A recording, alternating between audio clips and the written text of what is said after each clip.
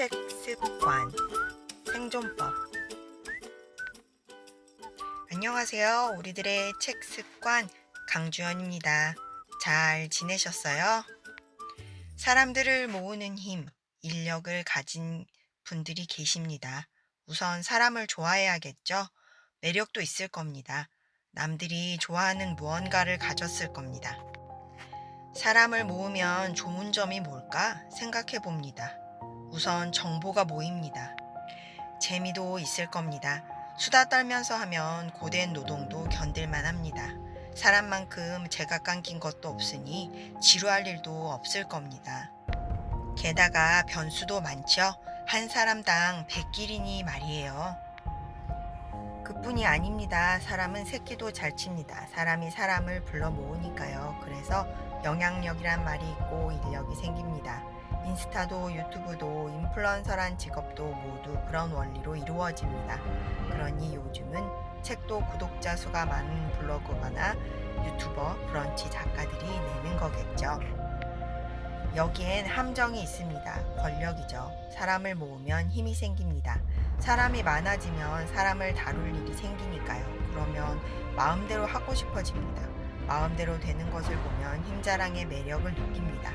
사람들의 입을 빌어 자기 생각을 관철하기도 합니다. 돼지 엄마가 그런 경우죠. 독재자도 있습니다. 그렇다고 권력을 무조건 멀리하면 성공도 멀어집니다. 권력에서 하급은 돈의 힘, 정보의 힘을 이용하는 겁니다. 돈이 없고 정보가 없으면 힘을 발휘하지 못하니까요. 권력의 상급은 사람 마음의 힘을 이용하는 겁니다. 진심 하나 잘 잡으면 논리가 통하지 않으니까요. 그래서 팬 서비스가 중요합니다. 권력과 인력 사이의 줄타기를 잘 해야 합니다. 핵개인 시대라고 개인이 잘나면 다 되는 것 같지만 사람과 시스템을 잘 알고 백분 활용하는 것이 이미 증명된 사회적 성공으로 가는 빠른 길입니다. 모두 따르는 사람들의 힘을 이용하는 방법입니다. 누군가는 핵개인이 학벌, 연줄, 핏줄 없이 무조건 더 공평하고 좋은 것 같이 이야기하지만 어찌 보면 모든 권력이 개인 한 명에게 몰리는 것이고 핵심 개인이 없으면 그 생명력이 사라지니 더 인간적이지도 생명력이 길어 보이지도 않습니다. 같은 일을 오래 하다 보면 직책을 부여받는 일이 생깁니다. 그때마다 제가 몸서리를 치니 저를 보는 주변인들은 몰라도 너무 모른다며 답답하다는 이야기를 합니다. 권력이 있으면 하고 싶은 일도 더 마음대로 할 수 있다는데, 권력이 없으면 하기 싫은 일도 해야 하는 일도 더 많이 생긴다는데, 권력이 있다면 사람들도 쉽게 모을 수 있다는데, 그런데도 영 내키지가 않는 이유가 뭔지 생각해 봅니다. 정말 배포가 작은 것인지, 잘못 생각하고 있는 것인지. 로버트 그린이 쓴 욕망의 법칙이란 책을 봅니다. 48개의 소제목을 봐도 읽고 싶은 게 한 개도 없습니다. 되려 부화가 침입니다. 화를 참으며 읽어봐도 역시나입니다. 누가 나를 그렇게 다룬다는 것도 화가 나고 제가 누구를 그렇게 다루고 싶은 마음도 없습니다. 그런데 이 책은 17개국에서 베스트셀러가 되었습니다. 절망적입니다. 저를 그렇게 다룰 사람들이 많다는 이야기인가 싶습니다. 그런데 미국 감옥에서는 금서가 되었다는군요. 의도에 따라 살인 병기, 잡기에 불과하다는 이야기인 것 같습니다. 일단 저 혼자만의 생각은 아니니 희망적입니다. 작가가 인용한 마키아벨리의 아트 오브 워 대신 손자병법을 다시 읽습니다.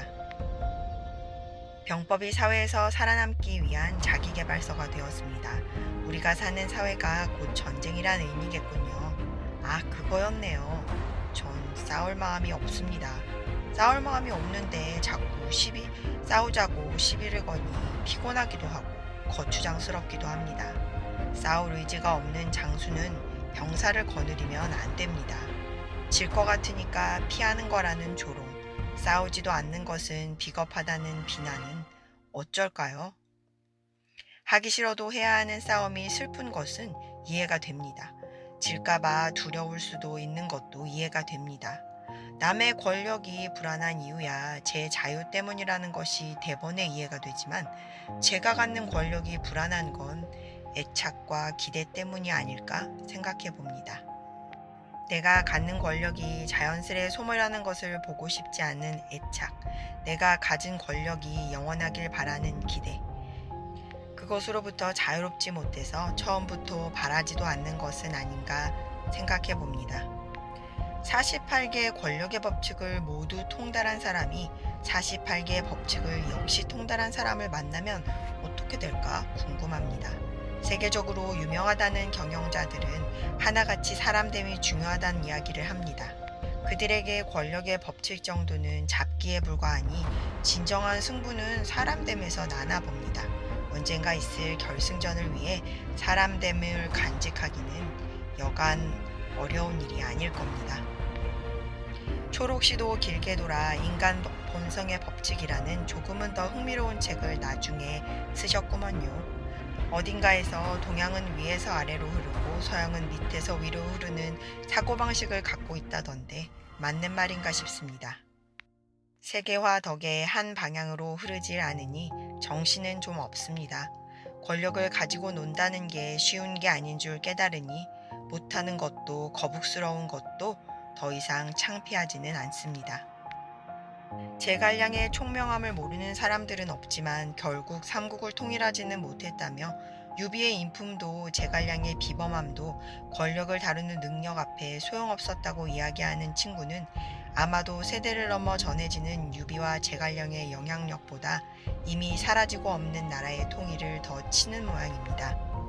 세상을 보는 모습이 참 다양합니다.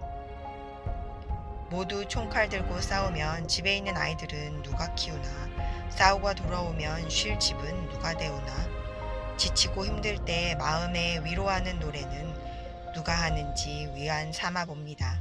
치열하게 싸우는 이들을 무턱대고 비난하진 말아야겠습니다. 누군가는 해야 할 일이고 저는 못하는 일을 해주는 고마운 이들이니까요.